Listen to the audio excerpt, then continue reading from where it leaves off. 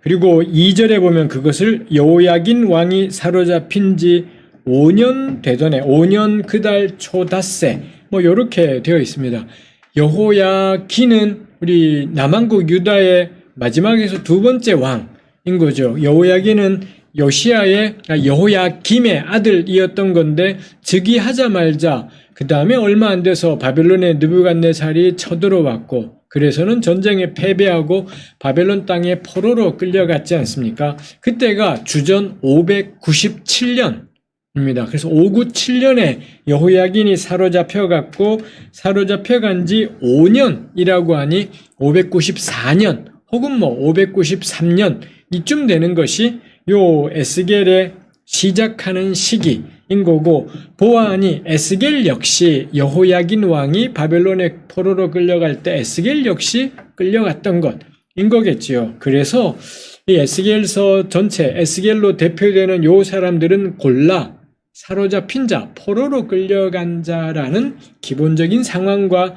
정체성을 가지고 있다라는 것입니다. 그리고 이 그발강가라고 되어 있어서 아마도 이 바벨론에 있던 여러 강들 가운데 하나가 그발강가인 걸 거고요. 거기에 유대인 정착촌 뭐 이런 게 있었던 거겠죠. 바벨론이 포로로 끌고 온 유대인들을 집단적으로 거주하게 만들었던 이런 곳들이 몇 군데 있었을 거고 그 가운데 하나가 요 그발강가에 에스겔이 살고 있던 곳이었을 겁니다.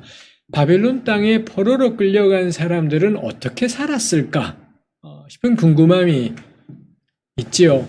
가령 우리 예레미야 29장 같은 데에는 바벨론 이 여호야긴 때 포로로 끌려간 유대인들에게 예레미야가 보내는 편지 그게 예레미야 29장에 있습니다. 거기에 보면 예레미야가 너네 거기서 빨리 돌아오려고 생각하지 말고 뿌리 내리고 집 짓고 그 다음에 결혼하고 자식 놓고 그렇게 살아라. 이렇게 예레미야가 권면하는 게 있습니다. 마치 그 편지를 보면 이 바벨론 땅에 끌려간 골라들의 삶이 기본적인 편안함은 있었구나 싶은 생각도 하게 되기도 하지요. 근데 그거와는 또 정반대 이미지가 시편 137편입니다.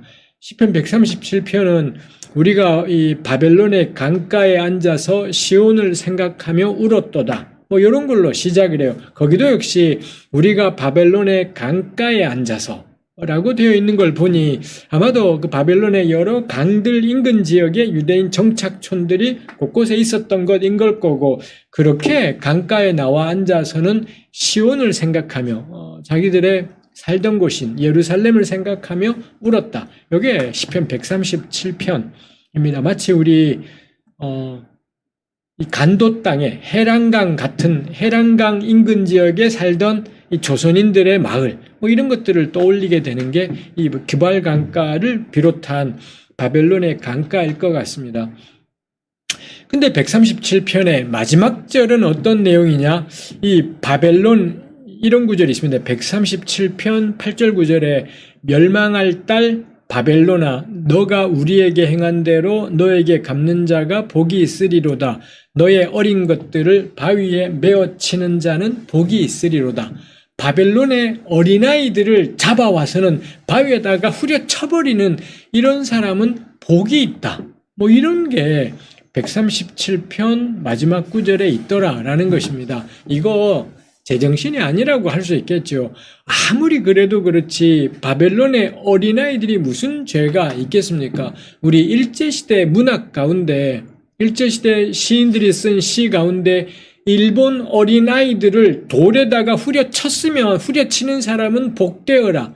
이런 게 우리 조선의 문학 가운데 일제시기 문학 가운데 이런 것들이 있을까요? 이거 아마 저의 짧은 지식으로는 전혀 떠오르는 것이 없습니다. 근데 우리는 성경 속에 시편 137편 안에 바벨론의 어린 것들을 바위에 메어치는 자는 복이 있으리로다. 이런 살벌한 구절이 나와 있죠.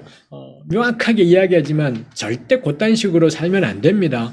아무리 그래도 이 어린애를 바위에 메어치는 건 미친놈이고 성경에 이런 말씀이 있거나 말거나 진짜 그렇게 하잖아요. 광신자, 개또라이, 절대 그런 종교 가진 사람하고는 상종도 하지 말아야 되고 미친놈, 미친 사람, 미친놈인 겁니다. 시편 137편은 뭐겠습니까? 이게 말하는 건 정말 애를 반석에다 후려쳐라라고 이야기하는 것이 아니라 바벨론 포로들의 삶이 얼마나 고통스러웠는지 문학적인 표현입니다. 절대로 이런 것들이 이렇게 기록이 되고 성경 속에까지 포함이 되어 있다라는 것은 뭔가요? 아, 이건 문학적인 표현이구나. 수사적인 표현이구나. 하늘이 저 인간들에게 천벌을 내렸으면 좋겠어. 이런 문학적인 표현인 것이지. 그건 하나님이 하실 일인 거겠지요. 그러니 이거 가지고 성경에 쓰였다고 정말 애 패고 개또라이. 저는 그런 기독교인들은 절대 상종도 이런 종교는 지구상에 존재해서는 안 되는 사이비 종교일 겁니다. 137편의 표현은 문학적인 표현입니다. 그만큼 포로살이라는 게 너무 괴로웠던 거구나라는 것을 짐작하게 되는 거죠. 그거 우리가 생각하면서 저는 에스겔서를 읽을만 하겠다라는 거지요. 그래서 이 바벨론 살이라는 것이 만만치 않은 어마어마한 충격, 여기 우리 사로잡힌 자 중에 있다라는 게 우리는 그냥 심드렁하게 넘어가 버리지만 사실은 엄청난 충격이라는 것입니다. 바벨론 포로 사건이 가져다주는 충격이라는 건 정말 큰 것입니다. 왜냐하면은 그들을 지탱하던 모든 것들이 다 무너져 버리는 것이더라라는 거지요. 그 이스라엘을 지탱하는 것이 무언가요? 첫 번째가 이스라엘은 하나님의 선택받은 백성이라는 겁니다. 우리 시내산 언약이 있잖아요. 출애굽기로 대표되는 시내산에서 야훼께서 그 백성 이스라엘을 애굽에 놓여있던 이들을 불러내셔서 언약을 맺어서는 나는 너희의 하나님이고 너희는 내 백성. 이스라엘은 하나님의 선택받은 백성이고 그래서 하나님이 이스라엘과 언약을 맺었다. 하나님의 언약 백성. 요걸 상징하는 게 시내산 언약이다라는 겁니다. 근데 언약 백성인데 근데 그 백성이 하나님께서는 그 백성을 지키지 않고 이 백성이 이방 나라에게 패배해서는 이방 땅에 포로로 끌려가 버렸더라. 시내산 언약이 깨어진 것 같은 이런 현실이더라라는 겁니다. 그 다음에 두 번째, 야훼께서는 아브라함 이래 이 땅을 너희에게 주리라. 약속의 땅이라는 것도 역시 창세기부터 오경의 여호수아까지의 면면이 이어지는 게 약속의 땅이 있지 않습니까? 하나님의 땅이면서 이스라엘에게 주신 이 약속의 땅 가나안. 근데 포로는 그 약속의 땅에 못 살고 이방 땅에 가서 살게 되었다라는 점에서 아브라함 이래 약속하셨던 약속의 땅이라는 이 기둥이 산산조각 나버렸다라는 것입니다. 세 번째가 다윗 언약입니다. 사무엘하 7장에 하나님이 다윗과 그의 후손과 그의 후손에게 영원한 나라를 세워주시겠다. 이런 약속을 하셨지 않습니까? 그래서 다윗의 보좌가 영원하다라는 건 다윗이 그렇게 해주세요라고 간청해서 된 게 아니라 하나님이 일방적으로 주셨던 약속인 겁니다. 근데 다윗의 나라가 영원하기는커녕 여호야긴이 포로가 되어서 남의 땅에 끌려가는 신세가 되었더라라는 것입니다. 다윗 언약이 깨져버렸구나 라는 것이죠. 마지막은 성전입니다. 성전 이야기는 앞에서도 했지만 야훼께서 예루살렘 성전에 이름을 두시겠다.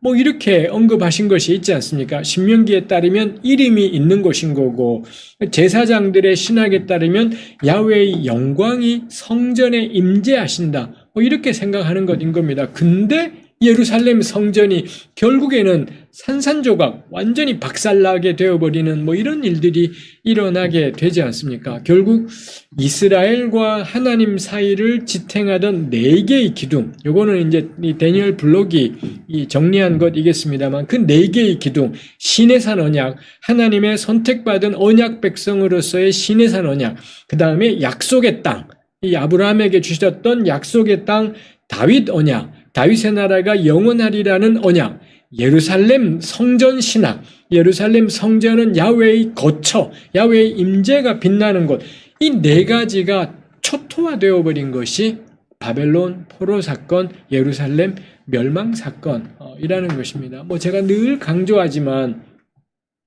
우리는 이게 구약 성경에 있기 때문에 대면한 것이 있습니다. 근데 제가 늘 그래서 비유로 이야기하지만 한국에 있는 이 교회들이 초토화되어 버린다면요. 교회마다 다 교회 건물 박살나 버리고 기독교인은 한국 땅에 못 살게 만들어 버리고 그 다음에 교회당마다 전부 다 건물 다 무너져 버리고 이런 일이 생길 날이 오리라고 우리 생각하십니까? 요즘 우리 한국 개신교는 쇠퇴일로를 걷고 있습니다. 계속 추락을 향해 가고 있습니다. 그렇지만 제가 이렇게 말하지만 저도 그렇고 우리 함께 하시는 설교자들도 한국의 기독교가 망하는 날이 올 것 같은가요? 우리 그렇게까지는 생각되지 않습니다. 왜냐하면 우리 기도하니까 하나님의 도우심을 구하기 때문에 그렇게까지는 안 될 거라고 생각해요. 똑같은 사고방식이 이 남한국 유다 사람들에게 있었던 거죠. 더군다나 4개의 기둥이 있잖아요. 이 시내산 언약, 아브라함 언약, 다윗 언약, 예루살렘 성전 어느 하나 만만한 게 없지 않습니까? 이거 굳게 붙잡았습니다. 아무리 바벨론이 난리를 쳐도 요거 4개를 상기하면서 하나님이 우리를 언약 백성으로 삼으셨다. 내가 잘났건 못났건 언약 백성으로 삼으셨다. 하나님이 이 땅 주신다고 하셨다. 다윗 언약을 맺으신 것이 있다. 성전이 여기에 있다. 요거 되뇌이면서 구원의 확신, 하나님 반드시 우리를 건지실 거야. 그딴 확신으로는 저는 그래서 구원의 확신은 진짜 허망한 가르침이라고 생각을 해요. 여전히 우리네 교회가 성도들에게 구원의 확신을 참 강조하는 것이 있고 극단으로 간 이 구원파 같은 집단이 있는가 하면 전 개신교 교회가 얼마나 큰 차이가 있는지 잘 모르겠다 싶어요. 구원의 확신이 우리를 구원으로 지켜줄 수가 있습니까? 못 지킵니다.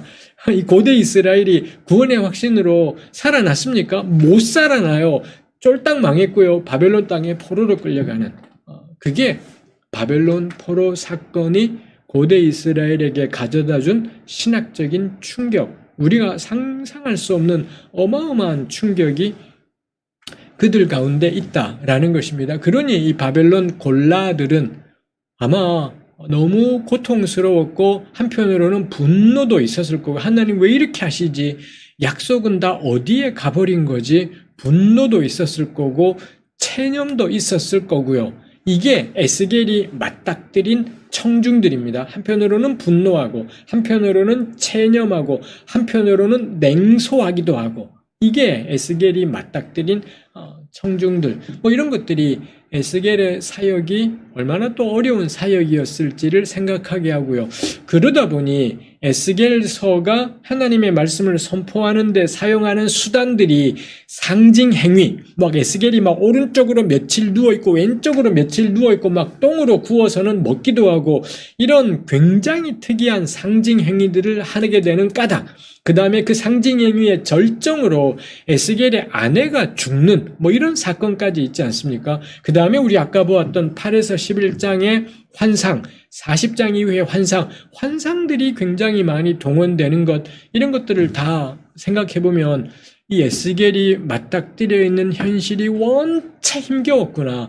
이 원체 사납고 냉소적이고 분노에 있고 한편으로 체념한 이런 청중들 앞에 에스겔이 서 있다라는 점에서 에스겔을 통한 하나님의 말씀이 정말 이런 상징행위라 극단적인 상징행위라든지 환상이라든지 이런 방편들을 취할 수밖에 없었겠구나 싶은 생각도 해보게 되는 것이 있습니다. 해서 우리가 에스겔서를 개인적으로 읽어가고 에스겔서를 본문으로 해서 우리 공동체와 설교를 통해 나누려고 할 때 염두에 둘 것이 그 에스겔과 당대 청중들이 받았을 신학적인 충격을 공감하는 것, 그 4가지의 기둥들이 산산조각 나버린 사건이 이 당대 사람들에게 얼마나 큰 충격이었을지를 상상하는 것, 이거 너무너무 중요한 일입니다. 만약 이게 없어버리면 청중들이 밋밋해져 버리고요. 에스겔서의 메시지도 밋밋해져 버리는 것이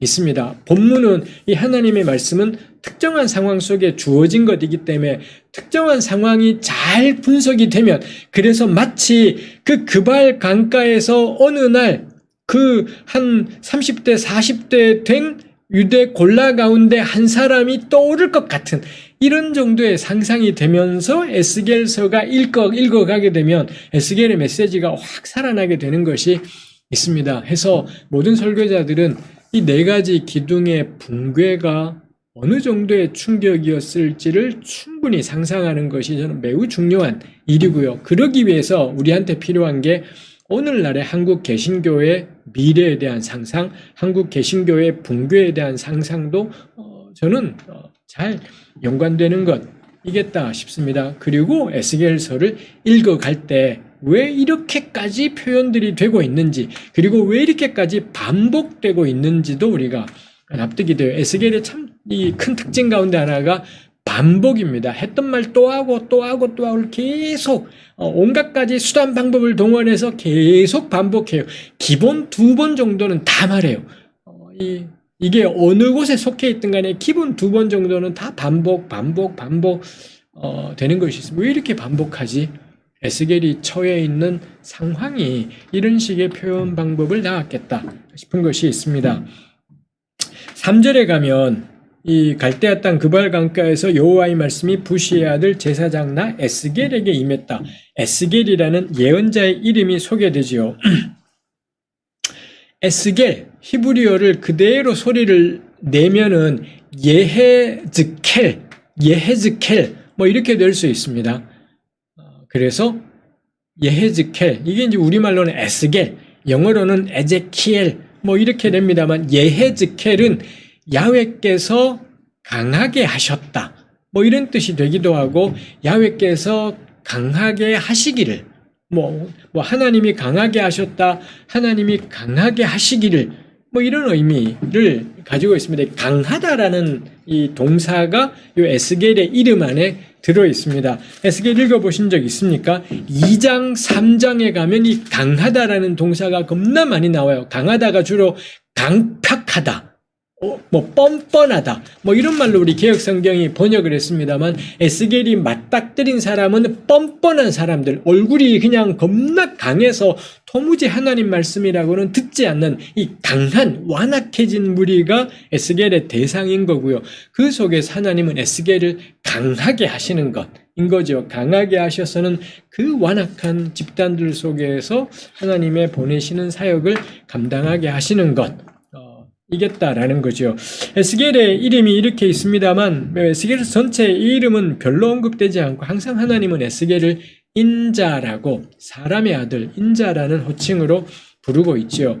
그리고 제사장이라고 했습니다만, 나중에 우리 40에서 48장에 보면 에스겔서는 사독의 후손들이 정통 제사장이라고 그렇게 생각을 합니다. 사독의 후손만이 정말 성전에서, 회복된 성전에서 제사장 직무를 수행할 사람이라고 생각한다라는 점에서 아마도 에스겔 역시 사독 후손일 거다, 사독 계열 제사장일 거다, 뭐 추측을 하는 거죠. 뭐 전혀 알 길은 없어요. 다만 자기가 제사장이라고 1장 3절에 소개했고, 그리고 40장 이후에 가면 사독 제사장들이 정통 제사장으로 되기 때문에 에스겔 역시 사독 계열일 거다라고 여기게 되는 것이 있지요.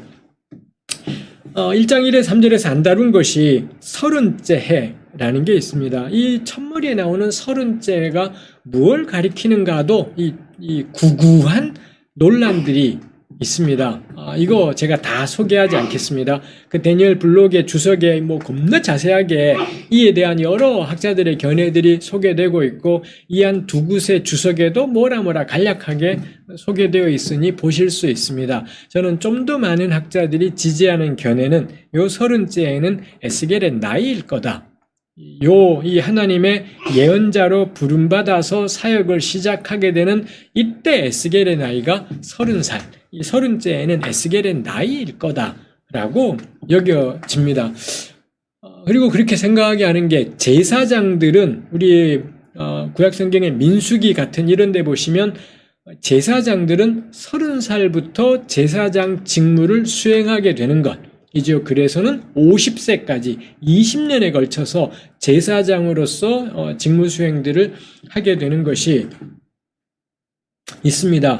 그래서 1장 1절이 에스겔의 나이였다면 그때가 여호야긴 왕이 사로잡힌 지 5년 되던 해, 즉 주전 594년이었다면 결국 에스겔은 25살 때에 이 여호야긴 왕과 더불어 바벨론 땅에 포로로 끌려가게 되었던 거구나, 라는 거고, 예루살렘에서는 그러면 최소 25년은 살았겠다 싶은 것이지요.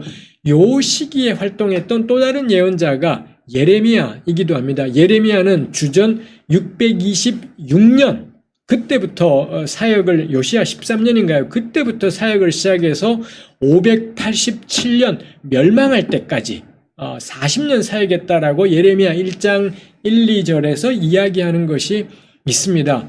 그러니 626년부터 사역해서, 그때 예레미야의 나이가 몇 살인지는 모르겠습니다만 587년까지. 근데 에스겔은 597년 25살의 나이로 바벨론 땅에 포로로 끌려갔기 때문에 아마도 에스겔이 예레미야보다는 좀 더 젊었을 거다, 어렸을 거다라는 거고, 그래서 에스겔 같은 경우 제사장이기도 했고 정말 사독 제사장이었다면 예루살렘에서 예레미야의 설교를 들었을 수도 있을 거다, 뭐 이런 추측이 가능하지요. 그래서 이것도 역시 학자들의 상상의 나래가 되기도 하고, 특히 제가 첫머리에 소개했던 크리스토퍼 라이트의 이 예레미야 주석을 보면, 에스겔 주석을 보면 에스겔이 예레미야로부터 영향을 받았을 거다라는 걸 겁나 적지 않은 분량으로 막 라이트가 써내려 간 것이 있습니다. 뭐 재밌는 상상이고 근거를 찾기는 어렵죠. 그럴 법한, 에스겔이 예레미야를 몰랐을 리는 없으니까요. 25이면 이미 뭐 꽤 잘한 것이니 예레미야를 몰랐을 리는 없겠으니, 뭐 라이트처럼 그런 상상을, 에스겔의 청년 시절을 상상을 해볼 수는 있겠습니다. 그리고 에스겔서를 보면 예레미야랑 통하는 가장 중요한 것이 있죠. 새 언약. 에스겔에는 새 언약이라는 말은 나오지 않지만 예레미야이든 에스겔이든 공통되게 예레미야 31장에서 에스겔 36장에서는 둘 다 이스라엘 백성에게서는 아무런 변화의 가능성을 기대할 수 없고, 그 회복의 그 날이 되면 야훼께서 이스라엘의 마음을 바꾸실 거다. 아예 예레미야에서는 하나님이 아예 마음판에다가 하나님의 율법을 새길 거다. 이스라엘이 막 공부를 하고 이래서가 아니라 아예 마음에다가 율법을 새겨버릴 거다. 이게 예레미야 31장에 나오고, 에스겔 36장에도 하나님이 이스라엘의 마음에 이 영을 불어 넣으셔서는 그래서 이스라엘로 하여금 야훼의 규례를 지키게 하실 거다. 이 두 양반의 공통점이 이스라엘에 대한 완전한 절망, 이스라엘 안에는 털끝만큼이라도 하나님께로 돌이키고 나아올 가능성은 하나도 없다라는 완벽한 절망이 있고요. 그렇다면 어떻게 이스라엘이 살 수 있지? 오직 하나님의 은혜로, 하나님의 주권적인 은혜로 마음판에다가 율법을 새기시든지, 아니면 새 영과 새 마음을 아예 사람 마음 속에서 이 마음이라는 소프트웨어를 끄집어내고 새 영, 새 마음이라는 새로운 소프트웨어를 집어넣어 버리는 겁니다. 이렇게 해서는 아예 통째로 바뀌어버리니 이 사람이 야훼를 순종하게 되는, 뭐 이런 점에서 둘 다 인간의 변화 가능성에 대한 아무런 기대가 할 것이 없다라는 절망이 있고요. 근데 야훼께서 전적으로 주도하셔서 속 자체를 바꿔버리신다는 것, 그 다음에 두 분 다, 예레미야, 에스겔 둘 다 그래서는 변화된 이스라엘이 야훼의 규례와 법도를 행하며 살게 되리라. 이런 전망이 똑같이 나타나는 게 있습니다. 그게 예레미야, 에스겔의 뭐 굉장히 많이 아주 중요한 겹쳐지는 부분이라고 할 수 있겠습니다. 글쎄요, 에스겔이 예레미야의 영향을 받았을지도 모르겠다 싶습니다만, 저는 뭐 예레미야의 영향이라기보다, 이건 정말 가설적인 영역이니까요. 예레미야의 영향이라기보다는 그 시대의 영향이다 생각을 해요. 예루살렘 멸망을 둘러싼 시기, 그 시기를 살아갔던 사람들, 그때 하나님과 동행했던 사람들로서는 자기 당대 이웃들의 모습을 보면서 절망할 수밖에 없었을 거다. 안 되는구나. 우리는 안 되는 거구나를 생각했을 겁니다. 그러면은 하나님의 약속은 패하여졌는가? 우리는 그럼 이렇게 이 끝나고 마는 것인 건가 할 때 예레미야든 에스겔이든 도달한 것이 전적으로 바깥에서부터 오는 구원, 하나님 오직 그분의 열심으로 전적으로 전혀받을 만한 자격이나 아무것도 없는 인생들인데, 하나님 그분의 영광을 위하여서 친히 그 백성을 돌이키게 하시고 뉘우치게 하시는 은혜, 그로 말미암아 이스라엘이 살리라.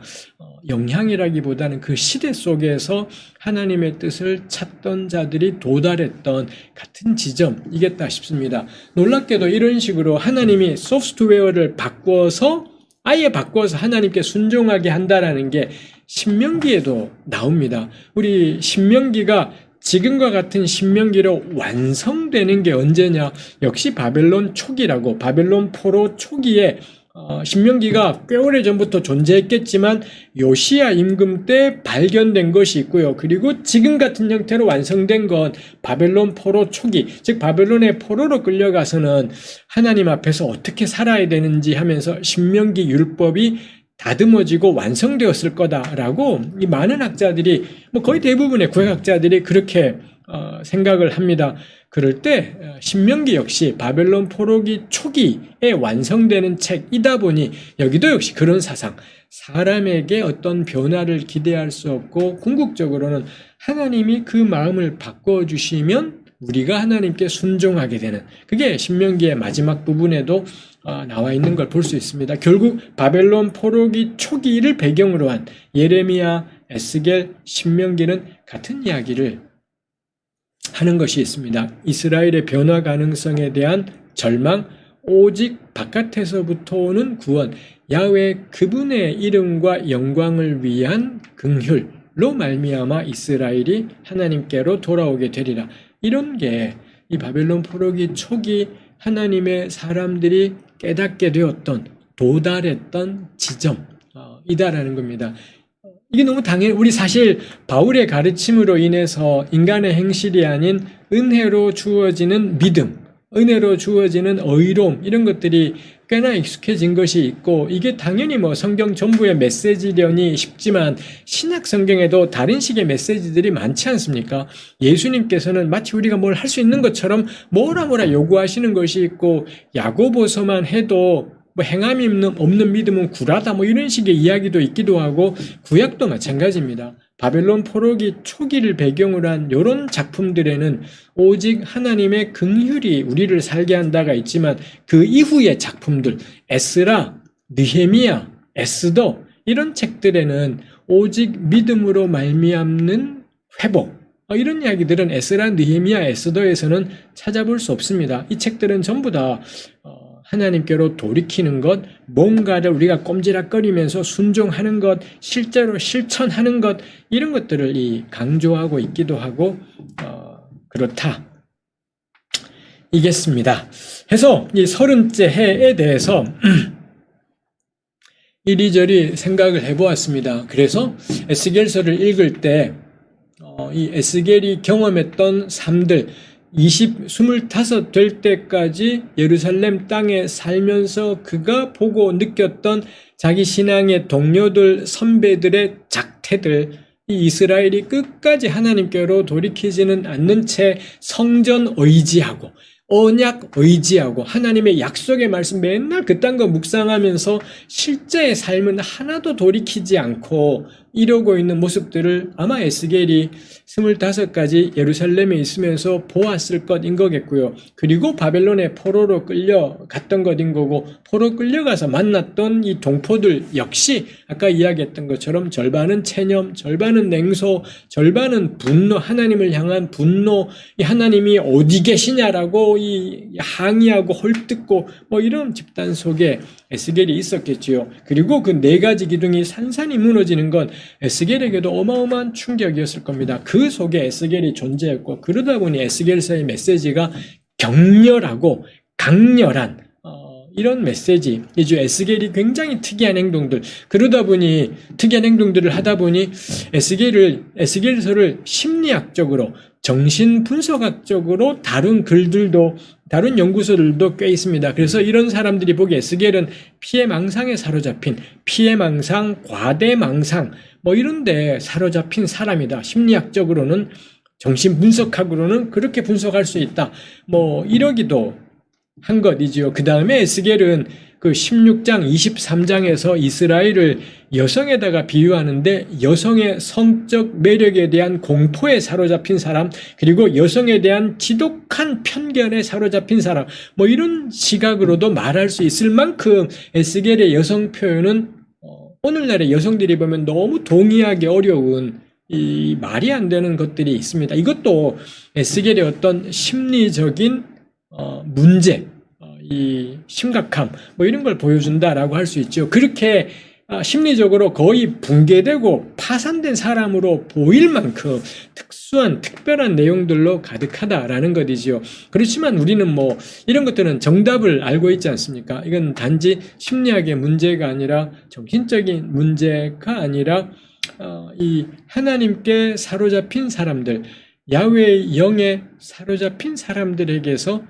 나타나는 특징이라고 할 수 있겠습니다. 야훼께서 그야말로 에스겔을 장악하셔서 사용하시고 이끌어 가시는 것이 있지요. 뭐 이런 것을 우리가 심리학만으로 표현하기는 어려운 일일 것이겠습니다. 그래서 에스겔서를 이런 정신 분석학적으로 분석하는 게 나름의 의미는 있겠지만 야훼의 손에 잡힌 예언자를 발견하기는 참 쉽지 않은 일이겠다 싶습니다. 근데 그렇게 그런 글들이 있을 만큼 에스겔이 처해 있는 상황이 만만치 않았다 라는 것이지요. 이 다니엘 블록에서는 그런 이야기도 합니다. 에스겔은 하나님의 소명을 거절했을 거라고, 저항했을 거다 라고 이야기를 해요. 그렇게 하는 근거가 제가 나눠드린 자료에도 이 블록의 주석에서 쓴 주장을 요약한 것이 있습니다만 2장, 3장에 에스겔의 소명 이야기가 나와요. 근데 1장에 이런 하나님의 영광의 현현 장면이 있더라는 겁니다. 왜 이런 장면이 소명 앞부분에 있냐? 안 들으니까, 순종하지 않으니까는 하나님이 엄청난 영적 체험을 하게 하신 거다. 이럴 수가 있겠다라는 거지요. 그 다음에 2장 1절에 가면 그가 내게 이르시되 인자야 너 발로 일어서라 내가 너에게 말하리라 일어서라 하는데 2절에 보면 그가 내게 말씀하실 때 그 영이 내게 임하사 나를 일으켜 내 발로 세우시기로. 왜 2절 같은 게 왜 있겠습니까? 1절에 일어나라. 안 일어나는 겁니다. 안 일어나자 2절에 하나님의 영이 에스겔 속으로 들어가서 생으로 그를 자기 발로 일어서게 만들었다. 이것도 역시 하나님이 명령하시고는 왜 영으로 그에게 역사하시느냐?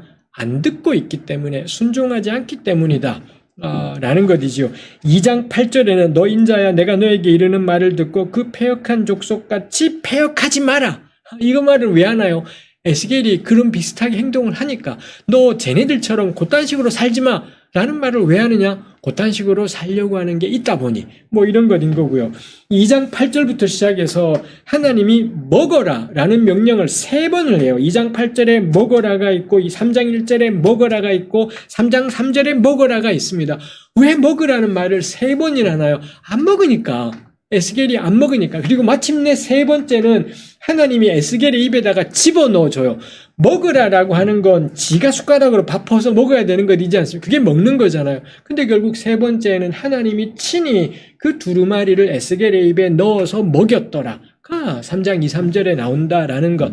요거 역시 3번이나 먹으라라고 명령이 있는 것. 마침내 3번째는 하나님이 친히 먹이신다라는 것. 요거 역시 이 에스겔이 수동적이구나, 안 듣고 싶어 하는 거구나 라는 것이 있죠. 그 다음에 에스겔을 보낸다라는 언급이 2번이나 나오더라라는 거죠. 우리 보내는 게 소명이지 않습니까? 2장 4절 이하에도 내가 너를 그들에게 보낸다가 있고요.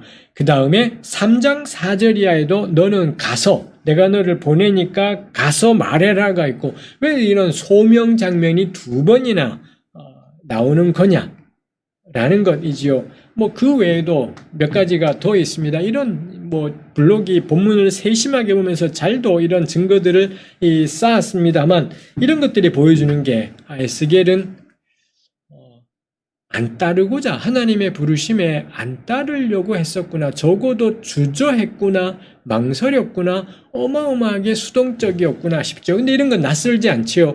모세도 하나님의 부르심 앞에 주저했던 것이 있었고, 예레미야 역시 우리 1장에 보면은 하나님의 부름 앞에 주저하고 망설이고 뭐 이랬던 것을 볼 수 있죠. 뭐 그 점에서 에스겔 역시 수많은 하나님의 부름 앞에서 주저했던 수많은 신앙의 선배들하고 뭐 나란히 서 있는 셈이겠습니다. 근데 하나님의 영이 에스겔 안에 들어가고 2장 2절에 사실 2장 2절에 그가 내게 말씀하실 때 그 영이 내게 임하사, 개역은 겁나 밋밋하게 번역해 버렸습니다. 이 하나님의 영이 혹은 하나님의 권능이 누구누구에게 임하다라는 이런 번역들은 누구누구 위에 임하다 이렇게 쓰이는 데가 있지만 여기는 그 영이 내 안에 들어왔다. 직역하면 그렇게 되어 있습니다. 그 영이 내 안에 들어왔다. 이런 표현은, 이런 히브리말 표현은 정말 드물어요. 영이 임했다, 말씀이 임했다, 권능이 임했다는 허다하게 예언자들마다 등장하고 에스겔에서는 뭐 겁나 많이 나오는데 에스겔에서 여기 2장 2절하고 또 한 번이 언제냐? 37장에 마른 뼈가, 골짜기에 마른 뼈가 가득하잖아요. 그럴 때 하나님의 영이 마른 뼈 안으로 들어가요. 그랬더니 그 뼈가 살아서 큰 군대가 되었다. 37장에 있고 2장 2절에 있습니다. 이거 대응되는 겁니다. 에스겔도 하나님의 영이 안에 들어가서 자기 발로 서게 되고요. 37장 마른 뼈 안에 하나님의 영이 들어가서 마른 뼈가 하나님의 큰 군대가 되고 뭐 이런 요거에서 대응되는 것이 있더라라는 것이지요. 매우 특이한 표현들이, 드문 표현들이 여기 2장 2절에 쓰인 것이다라는 겁니다. 그 점에서 에스겔은 하나님의 주도권을 딱 이 에스겔의 소명 장면부터 우리에게 보여주고 있구나 이지요. 아까 제가 예레미야와 에스겔의 공통점으로 사람에게 기대할 것이 없고 하나님이 하신다 뭐 이런 걸 했었습니다만 이 처음부터 소명 장면부터 에스겔을 사역자로 예언자로 세우는 것은 그의 결단이 아니라 그의 어떤 것이 아니라 하나님의 주도권이었구나. 하나님이 중심이 되셔서 영이 들어가서는 에스겔을 세워서 그 다음에 말씀도 먹여서 이 먹는 건 그거잖아요. 무언가를 먹으면은 그게 내 속에 들어와서 나 자신이 되지 않습니까? 우리가 먹는 음식이 우리가 누구인지를 말해주는 것이지 않습니까? 그래서 영이 속으로 들어갔다 하나 하고 그 다음에 말씀의 두루마리를 먹어서 아예 내 살과 피가 되는 것. 요게 딱 말하고 있는 게 철저한 하나님 중심주의. 요거 에스겔의 핵심적인 메시지이기도 합니다. 철저한 하나님 중심주의. 사람에게 그 어떤 뭐가 있는 것이 아니라 하나님이 주도해 나가시는 것. 뭐 이더라 이지요. 다시 우리 1장 3절로 와서 한 가지 더 언급을 할 것이 이 3절에 보면 여호와의 말씀이 제사장 나 에스겔에게 특별히 임하고 라는 표현입니다. 특별히 임하다. 이거 이 히브리어 문법이 있습니다. 이거 저 더 자세하게 설명하지 않겠습니다. 진짜 이것도 역시 드문 표현입니다. 야훼의 말씀이 누구누구에게 임했다. 아까 말씀드린 것처럼 사방에 예언자들마다 이런 것들을 경험해요. 야훼의 말씀이 누구누구에게 임했다는 흔하게 나타나요. 근데 여기는 그냥 임했다가 아니라 특별히, 요 히브리말 문법으로는 동사를 반복해서 쓰면 이런 의미가 생기는 것이 있습니다만 개역은 그걸 반응하느라 특별이라는 이 부사로 이렇게 아주 적절하게 처리를 했습니다만 이거는 구약성경 전체에서 여기만 나오는 용법, 이 에스겔 1장 3절에만 나오는 게 야훼의 말씀이 누구누구에게 특별히 임했다라는 여기만 나오는 표현. 그래서 이 3절은 에스겔에게 일어난 말씀 사건을 유례 없는 사건으로 만들고 있더라라는 겁니다. 근데 이 에스겔은 어디에 있나요? 3절에 갈대아 땅 그발 강가, 이방 땅에 살고 있는데, 예루살렘이 아니라 이스라엘 땅이 아니라 이방 땅에 살고 있는데 야훼의 말씀이 아주 강렬하게 여기 특별히를 우리가 예외적으로 이런 뜻으로 생각하면 안 돼요.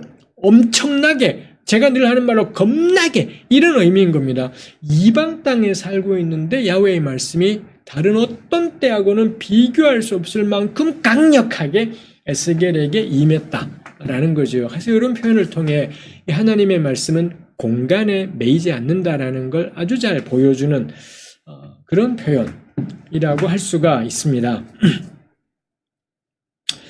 뭐 사소하지만 사소하지 않을 수도 있겠네요. 1절에는 내가라는 표현도 있었고 내게 해서 1인칭으로 표현되었다 그러지 않습니까? 근데 3절 같은 경우 개역은 부시의 아들 제사장 나 에스겔에게 특별히 임하고 여호와의 권능이 내 위에 임했다라고 했습니다. 너무 놀라운 번역입니다.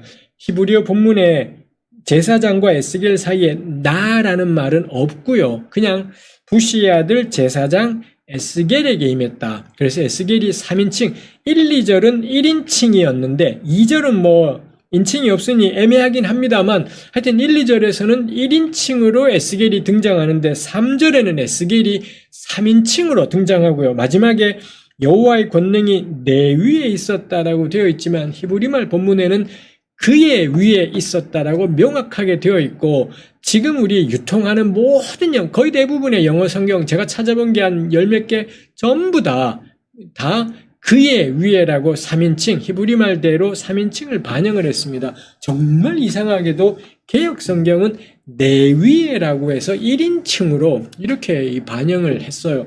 이 개역은 주로 이렇게 하지 않는데 하여튼 요 구절은 특이하게 저는 오역이라고 생각을 합니다. 이렇게 해버리는 바람에 3절을 1절하고 마찬가지로 1인칭이 일관된다라고 개역 번역자들이 대한성서공회가 그렇게 말을 하고 싶은 것입니다. 근데 굳이 히브리말 성경은 1, 2절의 인칭하고 3절의 인칭이 다르다라고 히브리말 성경은 굳이 표현했는데 개무시 아니야 전부 1인칭이야 라고 번역이 제 멋대로 바꿔버린 것이죠. 좀 무척 부당한 번역이다 싶어요. 나를 지워야 되는 거고 내 위에는 그의 위에라고 바꾸는 것이 맞겠습니다. 그래서 1, 2절과 3절은 다른 손길이겠구나. 요거는 다른 사람들이 각각 이런 식의 머릿말들을 적어놓은 1, 2절을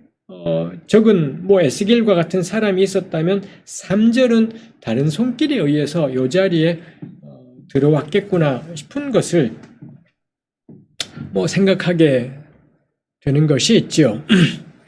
우리 에스겔 1장 1에서 3절을 중심으로 해서 에스겔 전체에 대해서 생각을 해본 것이 있습니다.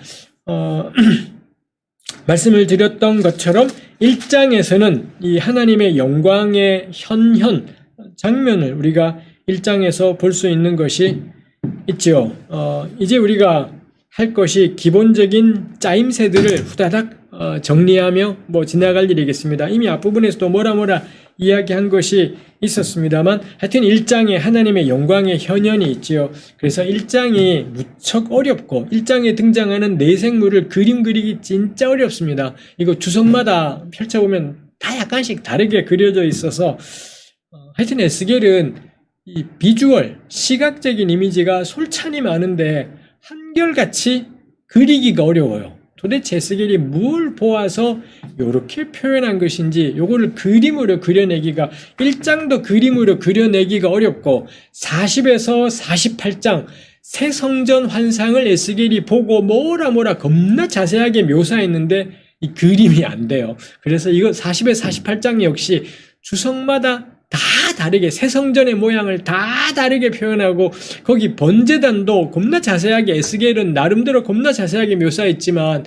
우리 구글 검색을 해보면 에스겔 새 성전의 번제단 모양도 다 달라요. 도대체 나와 있는 것만 가지고는 그려내기가 어렵죠. 겁나 시각적 이미지를 많이 쓰는데 막상 정말로 형상화시키기는 매우 어려운 것이다 싶습니다. 그러다 보니 왜 이렇게 어렵지? 이게 시간이 너무 많이 차이가 나서 어려운가 싶기도 하지만 결국에는 에스겔이 말하고 싶었던 건 겁나 시각적인 이미지지만 근데 그거를 구현을 해낼 수가 없다라는 점에서 결국에는 이런 시각적 이미지를 통해 말하고 싶은 건 실제 무엇이라기보다는 메시지구나, 신학적인 신학을 말하고 싶은 거구나가 저는 초점이겠다 싶어요.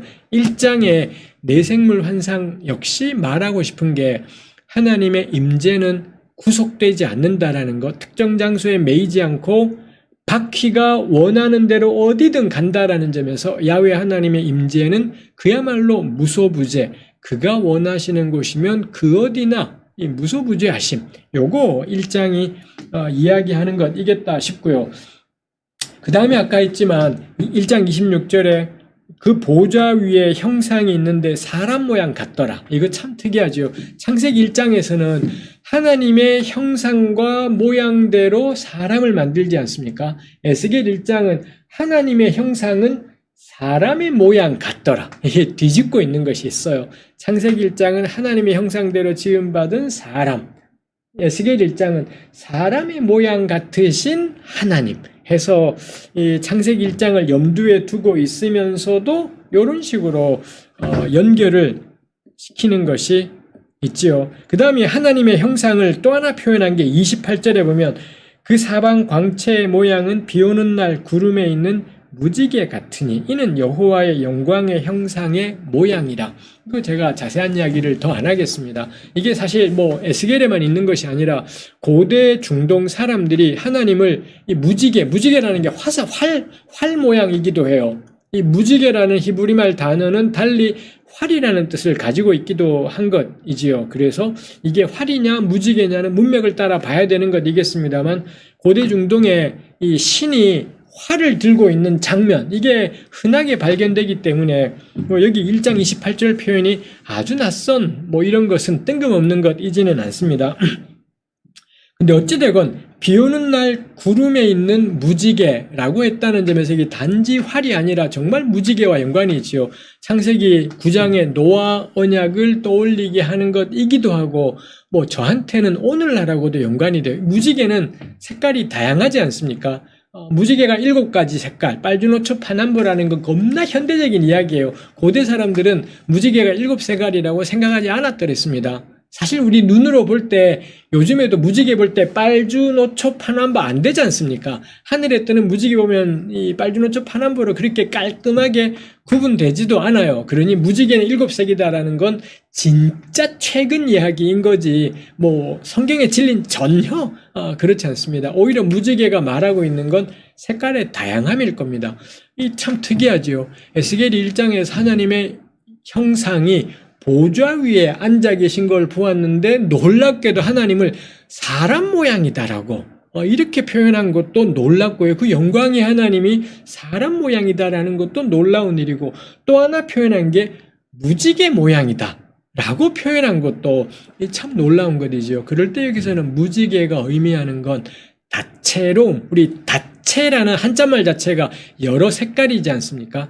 하나님의 다채로우심 혹은 다양하심 이런 것도 저는 상상해 볼 수가 있겠다 싶어요. 그래서 에스겔은 정말 하나님 절대주의, 하나님 중심주의, 하나님의 전적 주권 이런 걸 강조하는 책인데 놀랍게도 사람에 대한 강조가 있고 다양성에 대한 강조가 있다라는 것도 참 의미심장한 일이겠다 싶습니다.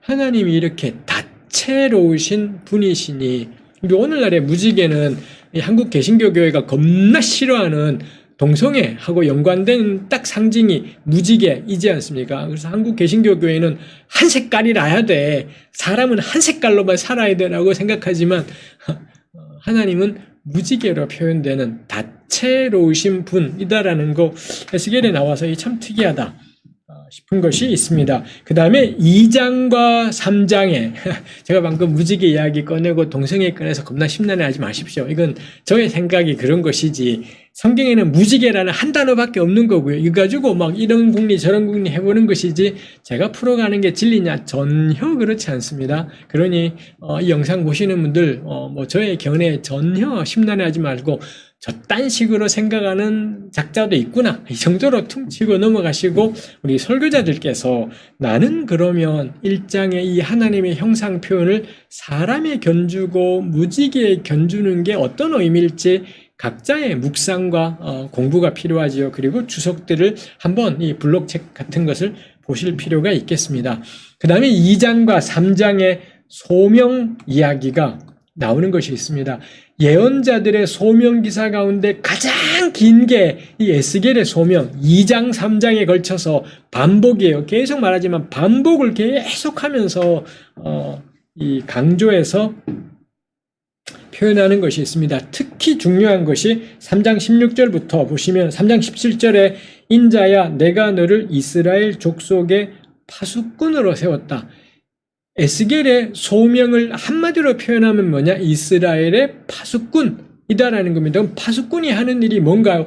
성벽에 서서 저기 멀리 적군들이 공격해오는 것을 자기가 가장 먼저 보고 그 다음에 성내 사람들을 향해 적이 쳐들어온다라고 외치는 것. 이게 파수꾼인 거지요. 해서 이 3장 18절에 보면 악인에게 말하기를 너는 꼭 죽으리라 할 때 네가 깨우치지 않거나 말로 악인에게 일러서 그래서 너가 악인에게 너 인생 그따위로 살지 마. 그래서 악인이 돌이키면은 악인을 살리게 되는 것인 건데 네가 근데 악인들에게 너 인생 그따위로 살지 마를 안 말해서 악인이 돌이키지 않으면 그 악인이 지옥 가는 건 네 책임이야. 요게 파수꾼 이다라는 거죠. 그래서 악인에게 해야 될 말이 있다. 그 다음에 의인을 향해서도 네가 해야 될 말이 있다.